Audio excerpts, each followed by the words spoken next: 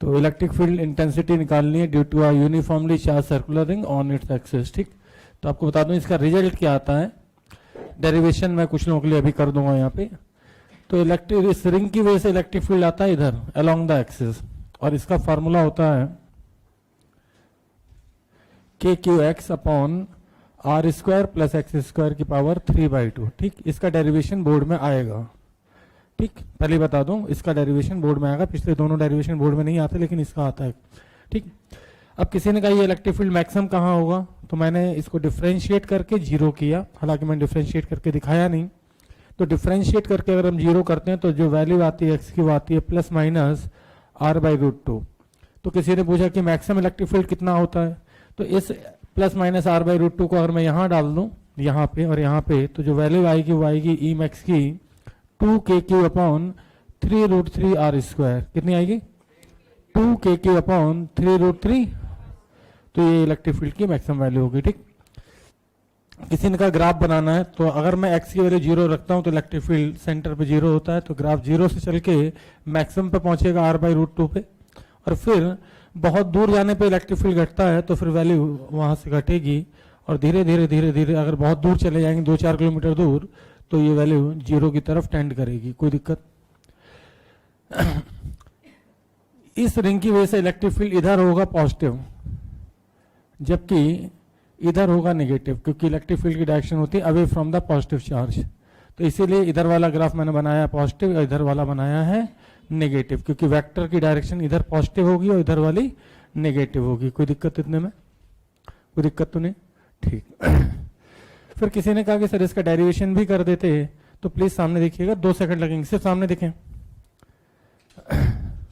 यहां पे अगर एक चार्ज में कोई DQ ले रहा हूं, यहां पे चार्ज DQ, ठीक, तो इस चार्ज की वजह से इलेक्ट्रिक फील्ड ऐसे आएगा D, ये एंगल फाई, तो ये वाला एंगल भी फाई।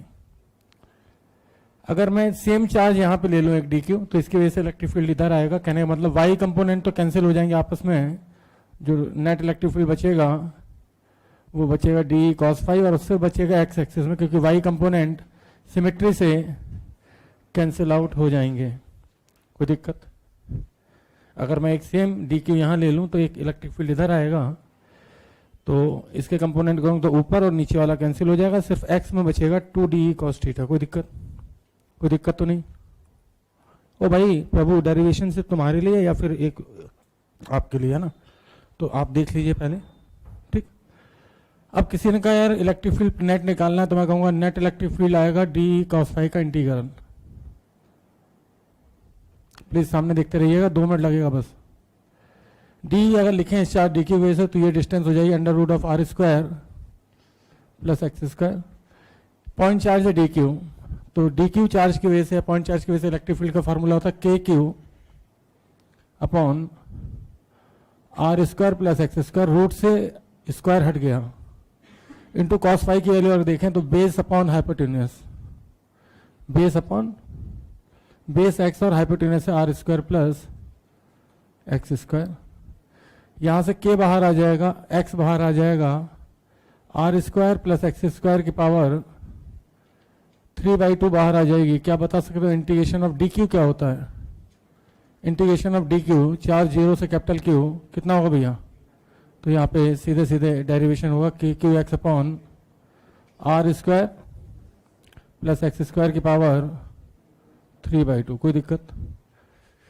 तो कहने को तो ये डेरिवेशन बहुत आसान सा है, कहीं कुछ इंटीग्रेशन किए ही नहीं। Integration of dq etch q सिर्फ इतना सा है, लेकिन बोर्ड में आप पूरा लिख के आएंगे इस तरीके से तो नंबर आपको मिल जाएंगे। ठीक, कोई दिक्कत? ठीक है। तो नेट इलेक्ट्रिक फील्ड आया एक्स एक्सिस के अलोंग, सॉरी गलत बोला मैंने, अलोंग द, जल्दी बोलो, along the axis, x axis में बोलेंगे along the axis of ring. किधर आएगा? Along the axis of ring. Please ध्यान दीजिएगा, बातें नहीं। और वैल्यू होगी ई बराबर के क्यू एक्स अपॉन, जल्दी बोलो भैया, 2-3 बार बोलो फटाक से, के क्यू एक्स अपॉन, ठीक है ध्यान दीजिएगा भैया। किसी ने कहा सर एसएचएम करवाना है, ये रिंग चार्ज क्यू है, रेडियस आर है, और इसके सेंटर पे एक -q चार्ज रखा है। कितना चार्ज रखा है? -q। प्लीज ध्यान दें, अगर इस माइनस क्यू चार्ज को हम थोड़ा सा डिस्प्लेस करके छोड़ दें तो क्या ये एसएचएम करेगा? मैंने कहा बिल्कुल करेगा भाई, क्योंकि अगर माइनस क्यू को तुम यहां लाओगे तो इलेक्ट्रिक फील्ड की विपरीत दिशा में फोर्स लगता है नेगेटिव चार्ज पे, तो फोर्स लगेगा इधर, किधर लगेगा? इधर। और फोर्स की वैल्यू आएगी, इसी चार्ज को मैंने यहां से डिस्प्लेस किया भी है ना, फोर्स की वैल्यू आएगी माइनस क्यू नॉट इंटू ई, और ई की वैल्यू मुझे पता है पहले से कितनी होती है, k q x upon r square plus x square की पावर। क्या ये एसएचएम है? नहीं, ये एसएचएम नहीं है, क्योंकि नीचे भी एक्स आ रहा है।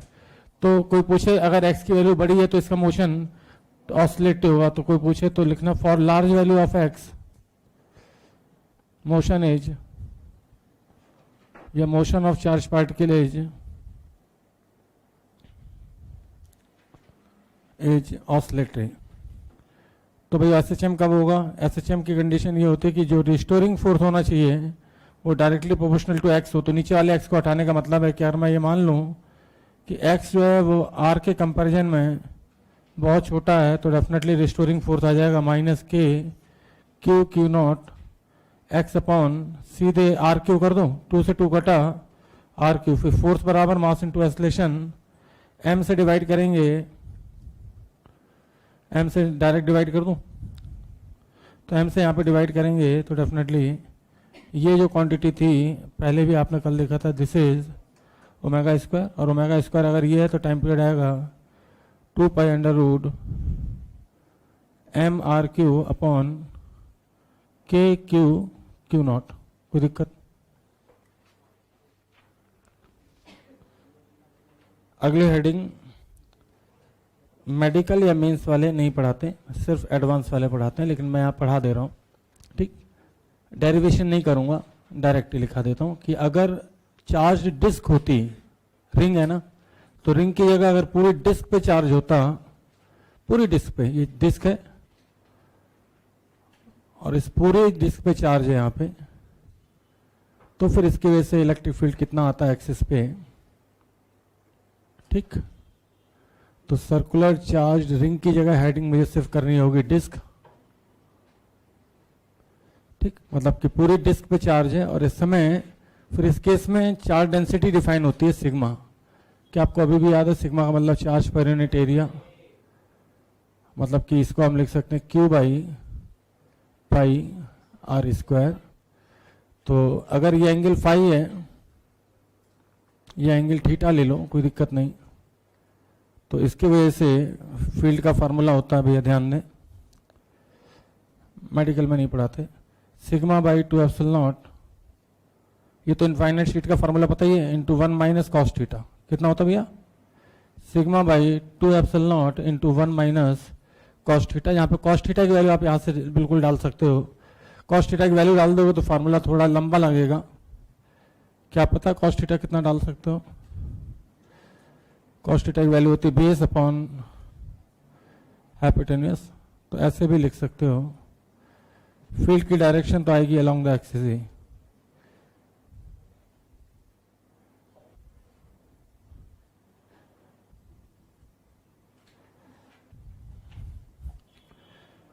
डिस्क की वजह से इलेक्ट्रिक फील्ड का फार्मूला है सिग्मा बाई 2 एप्सिलॉन नॉट, तुम्हें पता ही होता है, इनफाइनाइट लार्ज शीट का होता है, उसमें सिर्फ 1 माइनस कॉस थीटा और करना है। कितना करना है? 1 माइनस कॉस थीटा। फिर की लंबाई कितनी है? बहुत छोटा या बहुत बड़ा? तो सिंपल सी बात है, किसके रेस्पेक्ट में? क्योंकि हमारे रेस्पेक्ट में अर्थ बहुत बड़ी है और हमें इनफाइनाइट लार्ज दिखती है, लेकिन यूनिवर्स के रेस्पेक्ट में यही अर्थ टेंडिंग टू पॉइंट मास हो जाएगी। ठीक, तो प्लीज ध्यान दें, यहीं से मैं इनफाइनाइट शीट का डेरिवेशन करने जा रहा हूं। अगर मैं यहां पे बोलूं कि x बहुत छोटा हो जाए r के कंपैरिजन में, r बहुत बड़ा हो जाए, एक चीटी को मैं यहां लाऊं, तो चीटी को ये प्लेट कैसी दिखेगी? इनफाइनाइट लार्ज या बहुत छोटी? इनफाइनाइट लार्ज, क्योंकि वो चलती जाएगी लेकिन प्लेट खत्म होने का नाम ही नहीं लेगी, तो उसके हिसाब से इनफाइनाइट लार्ज। तो अगर x बहुत छोटा कर दें और r बहुत बड़ा कर दें, तो थीटा हमें लगता है लगभग 90 डिग्री हो जाएगा, और ऐसा हुआ तो कॉस थीटा की वैल्यू 0। सही है। तो अगर मैं यहाँ पे सीधे बोलूँ कि if x is very very less than in comparison to r, तो मुझे लगता है कि ये जो सर्कुलर शीट है यही इनफाइनाइट लार्ज शीट की तरह बिहेव करेगी। ठीक,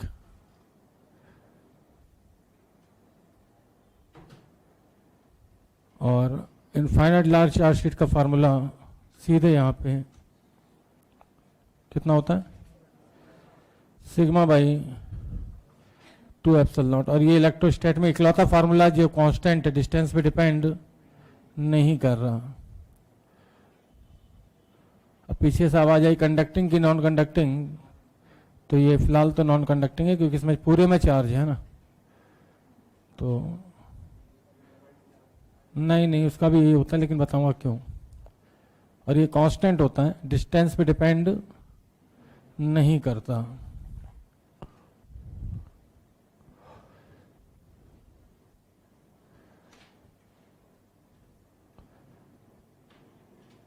कंडक्टिंग आएगा, पूरी हेडिंग होगी कंडक्टर्स, उसमें आएगा। ठीक,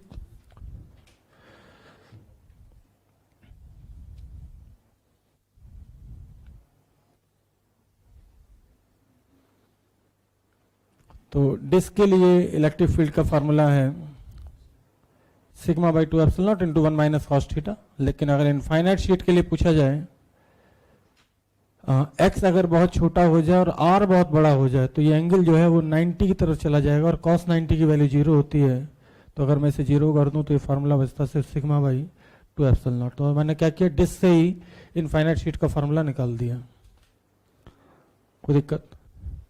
इलेक्ट्रिक फील्ड की डायरेक्शन किधर होगी, परपेंडिकुलर टू सरफेस या एरिया वेक्टर कहलाऊं, किधर होगी, एरिया वेक्टर कहलाऊं या फिर परपेंडिकुलर टू शीट।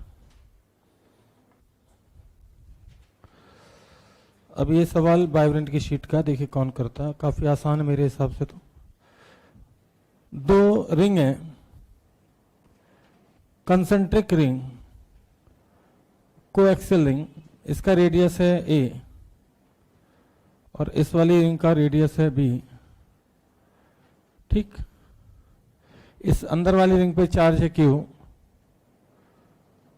और बाहर वाली रिंग पे चार्ज है -2/5 की पावर -3/2q। ठीक, तो पूछते हैं कि कितनी डिस्टेंस पे इलेक्ट्रिक फील्ड 0 होगा, x की किस वैल्यू के लिए। अच्छा चलो ये भी दे दिया कि यहां से a डिस्टेंस पे नेट इलेक्ट्रिक फील्ड 0 है।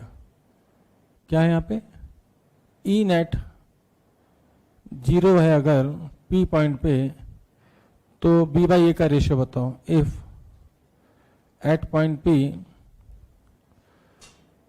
नेट इलेक्ट्रिक फील्ड इज 0,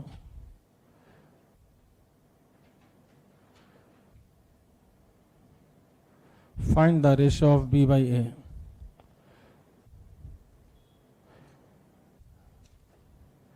ये वाइब्रेंट की शीट में भी, बंसल में भी, एलन में भी मिलेगा सब्जेक्टिव में S2 में। ठीक, तो मुझे तो सवाल टफ नहीं लगता क्योंकि मुझे पता है कि नेट इलेक्ट्रिक फील्ड तभी 0 हो सकता है कि जितना अंदर वाली शेल की वजह से आया हो उतना ही बाहर वाली की वजह से आया हो, क्योंकि एक चार्ज पॉजिटिव दिया तो दूसरा चार्ज मैंने क्या दिया, नेगेटिव।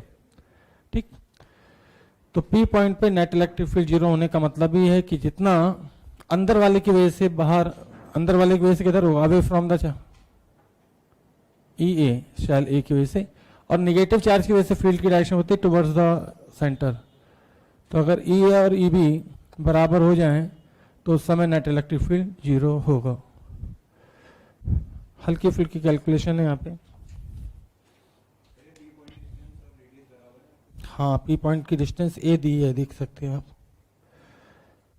गिवन है वहाँ पे। P पॉइंट की डिस्टेंस जो है वो A के बराबर है और अंदर वाली रिंग का रेडियस भी A है, बाहर वाली रिंग का रेडियस आप डायग्राम में क्लियरली देख पा रहे होंगे B है। बाहर वाली रिंग पे जो चार्ज है वो भी दिख रहा होगा क्लियरली आपको, -2/5 की पावर -3/2 इंटू Q। तो थोड़ी सी मैथ लगेगी।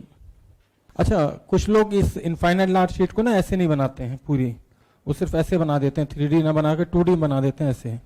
प्लीज़ ध्यान दें, अगर कोई ऐसे भी बना दे लेकिन लिख दे कि इनफाइनाइट शीट है तो बुरा मत मानना, बात वही है ना। तो कुछ लोग शीट को ऐसे भी बना देते हैं,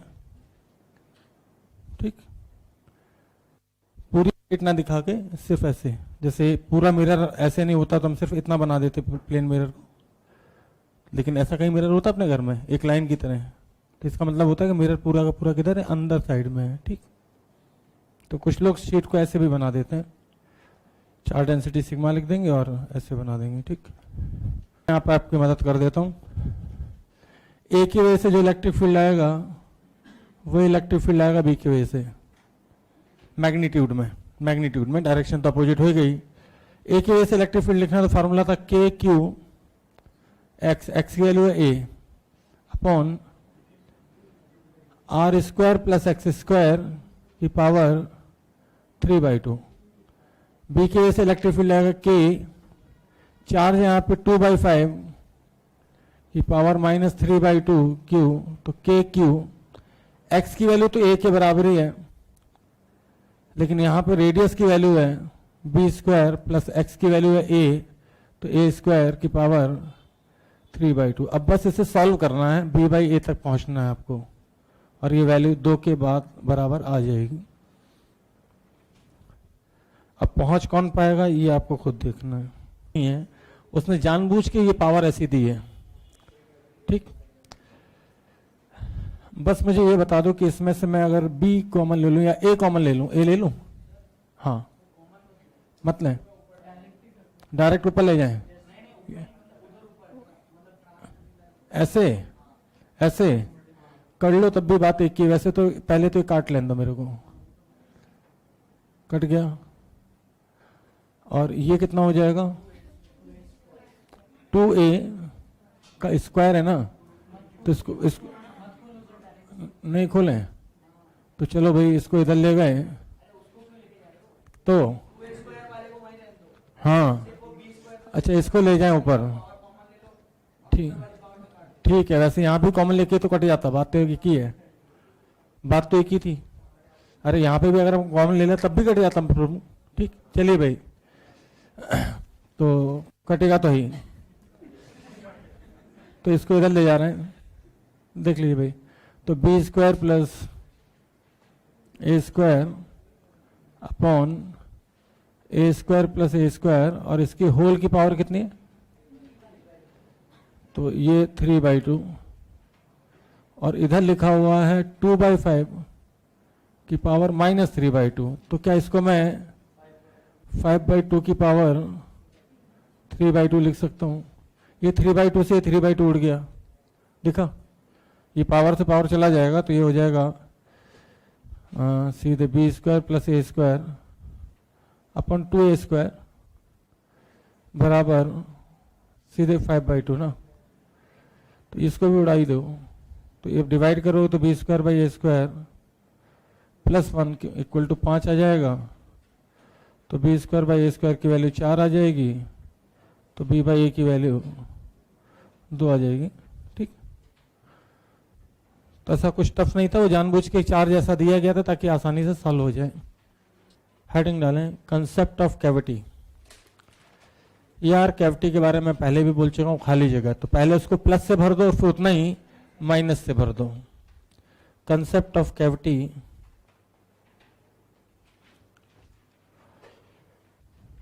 कंसेप्ट ऑफ कैविटी, ठीक। देखते हैं कितने लोग इस सवाल को कर पाते हैं। काफी आसान है, इसको मिटा देते हैं ना। तो मेरे पास एक इनफाइनाइट शीट है और उसमें से एक सर्कुलर डिस्क उड़ा दी गई,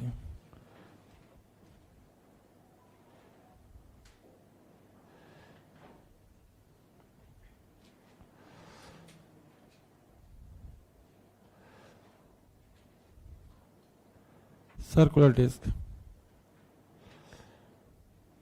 काट दी गई।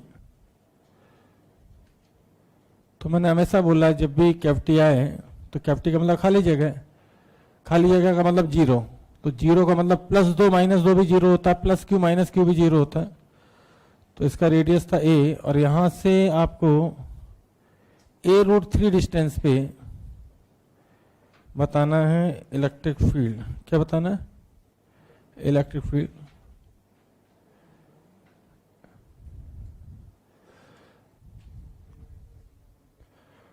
हाँ, सही है। तो इलेक्ट्रिक फील्ड बताना। तो जिन लोगों को नहीं समझ में आता उन्हें बता दूं कि मेरे लिए सवाल इन दो सवाल का कॉम्बिनेशन है। पहले इस शीट को पूरा पॉजिटिव से भर दो, और फिर उसी को ये a रेडियस मानते हुए -σ से भर दो। मैंने सिर्फ डिस्क की वजह से इलेक्ट्रिक फील्ड इसीलिए पढ़ाया था ताकि ये सवाल मैं करवा सकूं। क्या आप समझ पा रहे हैं? क्योंकि अगर इस -σ को मैं यहाँ +σ में चिपकाऊंगा तो वैसे भी माइनस प्लस मिला के नेट चार्ज 0 हो जाता है।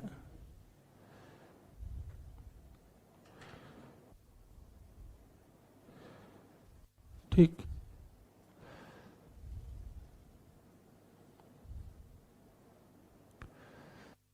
तो इसकी वजह से इलेक्ट्रिक फील्ड मुझे पता ही है, σ/2ε0। और इसकी वजह से इलेक्ट्रिक फील्ड मुझे लिखने से कोई नहीं रोक सकता। हालांकि डायरेक्शन अवे होगी तो यहाँ पे इलेक्ट्रिक फील्ड, तो नेट इलेक्ट्रिक फील्ड लिख दूंगी दोनों की वजह से। तो इनफाइनाइट शीट की वजह से कितना होगा? σ/2ε0 प्लस इस माइनस डिस्क की वजह से, फार्मूला अभी भी मैंने जानबूझ के नहीं मिटाला है, कितना होता है डिस्क की वजह से? σ/2ε0 इंटू 1 माइनस cos थीटा। क्या आपको पता है एक्स की वैल्यू कितनी दे रखी है इसने? a√3, और नीचे कितना आएगा? 2a आएगा। जिन लोगों का प्रोसेसर थोड़ा स्लो है उन्हें बता दूं कि 2a कैसे आएगा। तो ये a² प्लस a√3 का होल स्क्वायर, तो a√3 का होल स्क्वायर हो जाएगा 3a² plus a², 4a² root लगाएंगे तो 2a। फिर जैसे आप इसमें सॉल्व करेंगे तो σ/2ε0 तो कॉमन ले लीजिएगा, अंदर आएगा 1 माइनस ऑफ 1, फिर प्लस √3/2, तो ये हो जाएगा 1 से 1 कट जाएगा, तो σ√3/4ε0। ठीक,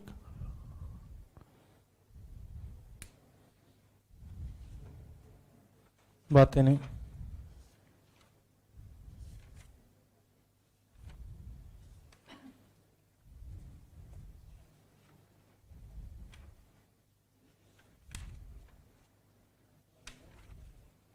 नोट किया?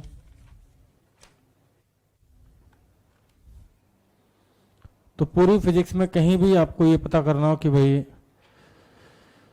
कैविटी का सवाल कैसे किया जाता है, तो मैंने पहली बार तो रोटेशन में कराया था, फिर उससे पहले सेंटर ऑफ मास में। ठीक, अभी भी सेंटर ऑफ मास कुछ दिन पहले। तो पहले उसको प्लस से भर दो और फिर उतना ही माइनस से भर दो, क्योंकि इस डिस्क को अगर मैं यहाँ चिपकाऊं तो डेफिनेटली प्लस माइनस मिलके 0 हो जाएगा। हेडिंग डालें। हेडिंग से पहले एक सवाल लिखें।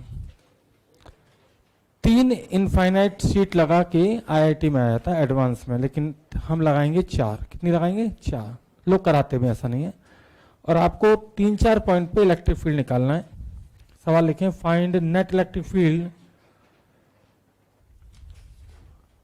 Eight the given points. अब पॉइंट मैं बताऊंगा कौन कौन से। Find the net electric field at given points. Find net electric field due to infinite charge sheet. अरे ठीक है, एक minute. Find net electric field at given points due to infinite large sheets. Find net electric field at given points due to infinite charge sheets. बहुत सारी sheet लगाने वाला हूं।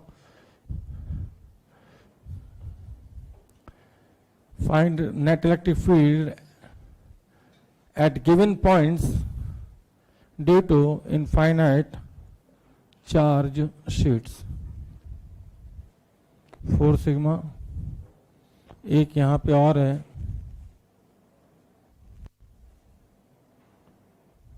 ये सब इनफाइनाइट शीट है ना, 3 सिग्मा।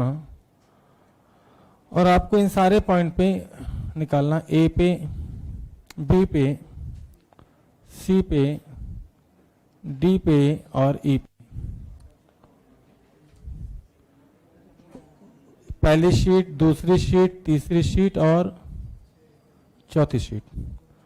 आपको नेट इलेक्ट्रिक फील्ड निकालना ए पे, बी पे, देखिए कौन निकालेगा विद वेक्टर साइन, सी पे,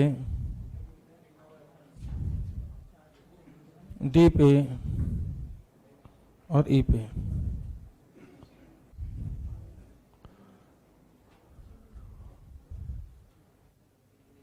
आंसर बोलो। आई कैप के साथ तो पहला आंसर भाई साहब बोलना चाहते हैं, हाँ 3 sigma by epsilon not. Hold कर, जैसे मान लो मुझे सी पे निकालना है, तो पहला तरीका तो लोगों के पास ये होता है कि इसकी वजह से E1 इधर away from the positive charge, फिर माइनस चार्ज है तो E2 इधर, फिर ये भी पॉजिटिव चार्ज है लेकिन away from the positive charge करेंगे तो E3 भी इधर आएगा, और ये भी पॉजिटिव चार्ज है तो away from the positive charge E4 भी इधर आएगा। फिर गधों की तरह ये सारे ऐड करें, इसको प्लस मिले बाकी सबको माइनस मिले। दूसरा तरीका ये है कि लेफ्ट की जितनी प्लेटें हैं उनको 1 मान लो और राइट की जितनी प्लेटें हैं उनको 1 मान लो, ठीक, क्योंकि कांस्टेंट है इलेक्ट्रिक फील्ड, डिस्टेंस पे तो डिपेंड कर नहीं रहा। तो अगर कोई मुझसे कहता है कि सी पे इस पे निकालना सी पे, तो मैं कहूँगा मेरे लिए ये 2 मिला के 1 है माइनस सिग्मा, और इधर है 4 और 3 7 सिग्मा, और इस 7 की वजह से भी इधर आएगा away from the positive charge, और माइनस सिग्मा की वजह से भी इधर आएगा, तो टोटल हो जाएगा 8। कितना हो जाएगा 8। तो 8 सिग्मा बाई 2 एप्सिलॉन नॉट, मतलब कि मैं सीधे लिख दूंगा 4 sigma by epsilon not minus I cap, ठीक, कोई दिक्कत। तो एक एक वेक्टर जोड़ना बेवकूफ़ी है यहाँ पे। किसी ने कहा कि ए पे बताओ, तो मेरे लिए एक शीट है बस, कितने की 3 और 4, 7 में से 2 गया तो 5 और 1 6, और इस सीट की वजह से, एक शीट की वजह से इधर लेफ्ट में आएगा इलेक्ट्रिक फील्ड, तो आ जाएगा 6/2, मतलब कि 3 sigma by epsilon not minus I cap, ठीक। किसी ने कहा बी पे बताओ, तो ध्यान देना भाई, बी पे तुम्हारे लिए 1 2 3 4 शीटें, लेकिन बी पे मेरे लिए 1 तो सिग्मा की है, ये सी पे था ना, बी पे 1 सिग्मा की है और 1 वो 5 सिग्मा की। अब ध्यान देना 5 की वजह से इधर आएगा और सिग्मा की वजह से इधर आएगा, तो नेट इफेक्ट आएगा 4 का, और वो भी नेगेटिव में है। क्या आप देख पा रहे हो? सही है, देख पा रहे क्या? बी पे देख लो एक बार भाई, सही है क्या? 4 और 3 7 में से 2 गया, तो ये 5 सिग्मा, ये सिग्मा, तो ओवरऑल इफेक्ट आया मेरे पास 4 का। कितने का आया? तो 4/2 करेंगे 4 सिग्मा बाई 2 एप्सिलॉन नॉट, तो ये आ जाएगा 2 सिग्मा बाई एप्सिलॉन नॉट, लेकिन माइनस में, ठीक। किसी ने कहा डी पे बताओ, तो प्लीज सामने देखें, ये टोटल मिला कितना है? इधर भी 3 सिग्मा, इधर भी 3 सिग्मा, तो इसके वजह से इधर, इसके वजह से इधर, नेट तो नेट। क्या आप समझ पा रहे हो जीरो कैसे? सही है। किसी ने कहा कि इन सबकी वजह से बताओ, तो मेरे लिए एक शीट है, कितने की? अरे 6 की, लेकिन उसकी वजह से आएगा ई पे इधर, तो 6/2 करेंगे तो मतलब 3 सिग्मा बाई एप्सिलॉन नॉट, लेकिन आई कैप में है। अब झंडू बाम बराबर नहीं है, एक माइनस आई कैप में, एक प्लस आई कैप में। Gauss law and electric flux, Gauss law and electric flux important लिख देना, क्योंकि सवाल यहां से ठीक ठाक बनते हैं। Gauss law and electric flux, phone का कवर कल भी सही हो सकता है। Gauss law and electric flux, और गॉस लॉ की मदद से ही मैं स्फीयर की वजह से भी इलेक्ट्रिक फील्ड कैलकुलेट करूंगा, ठीक, क्योंकि स्फीयर को और इंटीग्रेट करके निकालो तो बहुत टफ होता है। Gauss law and electric flux, सिर्फ इलेक्ट्रिक फ्लक्स। गॉस का नियम तथा विद्युत फ्लक्स को हिंदी में भी फ्लक्स ही बोलते हैं। ये तो अरे तो इससे पहले रियलमी था भैया, ओप्पो वीवो रियलमी जो मिल जाए हम उसी में खुश रह लेते हैं, हमें ऐसा क्रेज ना है फोन का।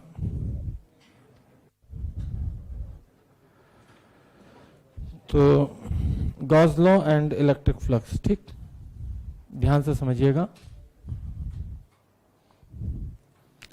गॉस ने बिना इंटीग्रेट किए कुछ बॉडीज के इलेक्ट्रिक फील्ड निकाली थी, लेकिन वो बॉडीज सिर्फ वही थी जिन पे गॉस लॉ अप्लाई हो पाया था। सारी बॉडीज पे डेफिनेटली गॉस लॉ अप्लाई नहीं हो सकता, ना ही सारी बॉडीज के गॉस इलेक्ट्रिक फील्ड निकाल पाए थे, केवल कुछ स्पेसिफिक बॉडी के ही इलेक्ट्रिक फील्ड निकाल पाए थे। नहीं तो हम इंटीग्रेट नहीं करते, सबसे पहले गॉस लॉ पढ़ाते और उसी की मदद से सारे इलेक्ट्रिक फील्ड कैलकुलेट कर देते, ठीक। तो यहाँ पे हेडिंग है electric flux and Gauss law.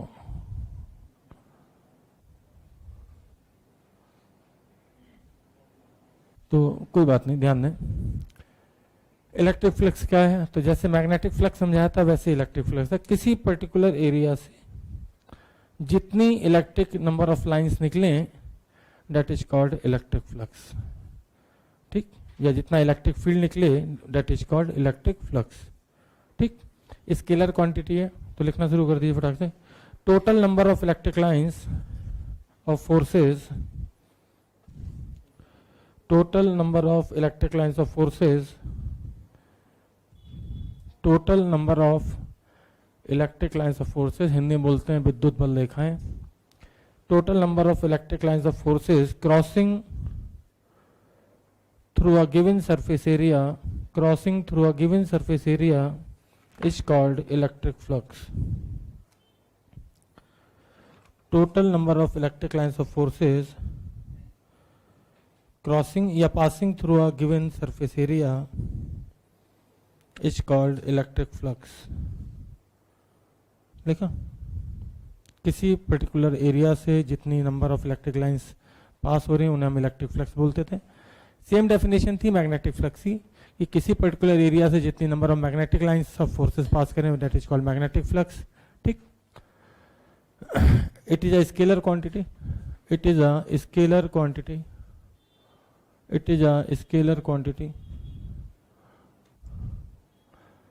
तो इलेक्ट्रिक फ्लक्स का फार्मूला होता है B डॉट डी एस, लेकिन इंटीग्रेशन लगा देते हैं इसे B डॉट डी एस। देसी लोग इसको कुछ ऐसे भी पढ़ सकते हैं, फाइव बराबर B। Okay okay okay okay okay, कोई अंतर नहीं दोनों में। E डॉट एस, या कुछ घटिया लोग इसे ई एस कॉस थीटा भी पढ़ते हैं।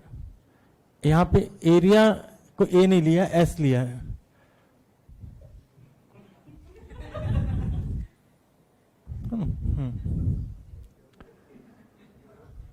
बेटा कलाकारी करो लेकिन मास्टर से ना, है ना। मान लो ये एरिया है,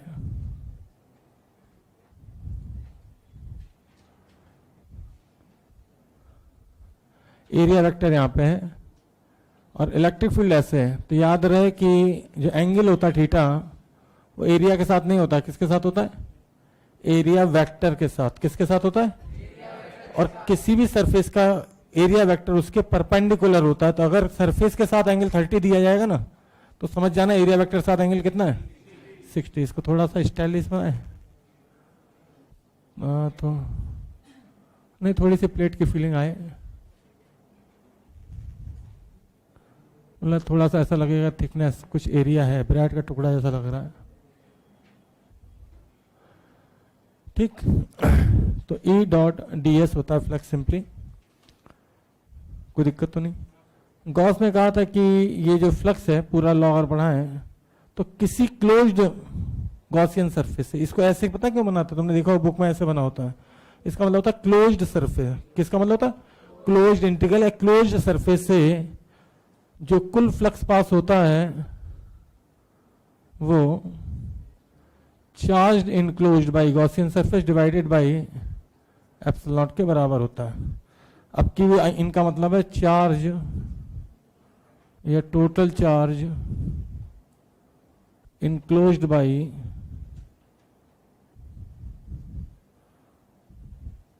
closed Gaussian surface.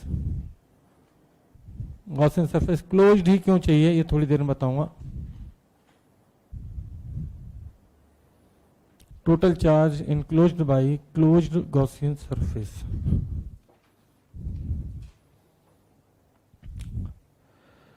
Electric flux की यूनिट, फ्लक्स की यूनिट गॉस है तो बोल दो, साइंटिस्ट के नाम पे है।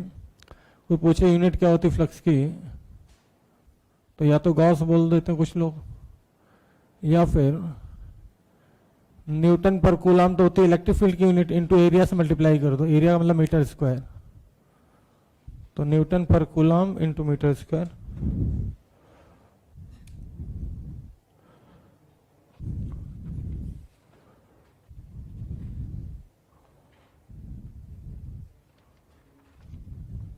पंडित जी वार्तालाप थोड़ा कम करेंगे तो बड़ी खुशी होगी हमें। याद रहे थीटा किसके बीच में एंगल है? एरिया वेक्टर और इलेक्ट्रिक फील्ड के बीच में, एरिया नहीं, एरिया वेक्टर। तो theta is the angle between, आप चाहो तो अलग से लिख दो, angle between area vector and यार electric field vector.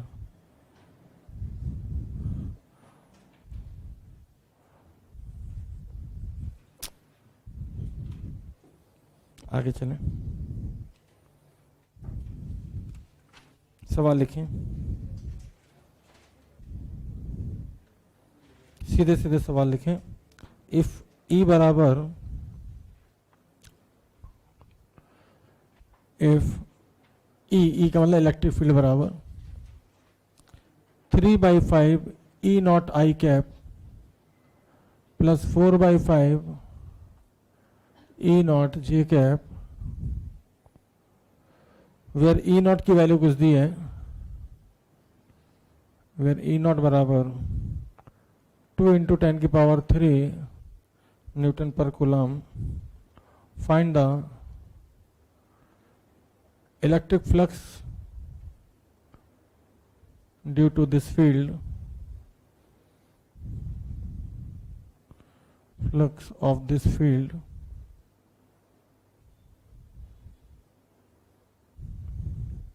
through a rectangular surface, through a rectangular surface of area 0.2 meter square parallel to yz plane, parallel to yz plane। तो काफी आसान सवाल, E डॉट डी एस करना है, सिर्फ area दे रखा है, E दे रखा है। क्या आपने सवाल लिख लिया? सही जवाब आ गया।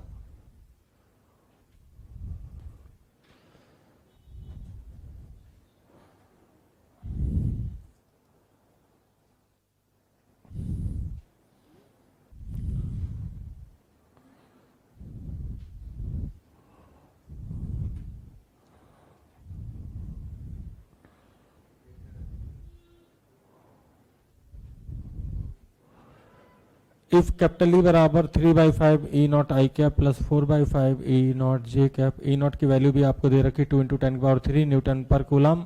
Find the electric flux of this field through a rectangular surface of area 0.2 metre square parallel to yz plane.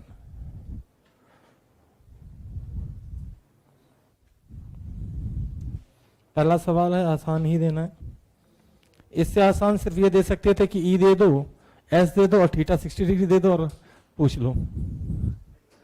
Answer है 240। कितने लोगों का आया? Very good. उन सारे लोगों का ये आंसर आ गया होगा जिन्हें पता है कि वाई जेड प्लेन का एरिया वेक्टर आई कैप में आएगा।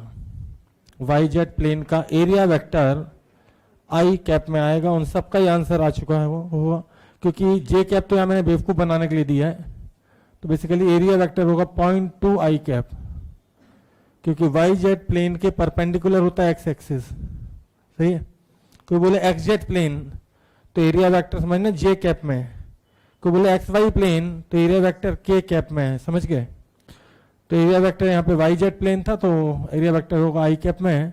अब आई का डॉट प्रोडक्ट आई के साथ होता है, जे के साथ तो होता नहीं है, तो सीधे फ्लक्स में लिख रहा हूं 3/5 ई नॉट की वैल्यू कितनी भाई 2 × 10³ इंटू 0.2, चेक करो कितना आएगा ये। गॉस बोल लो, इतना मेहनत करने की जरूरत नहीं है, ठीक।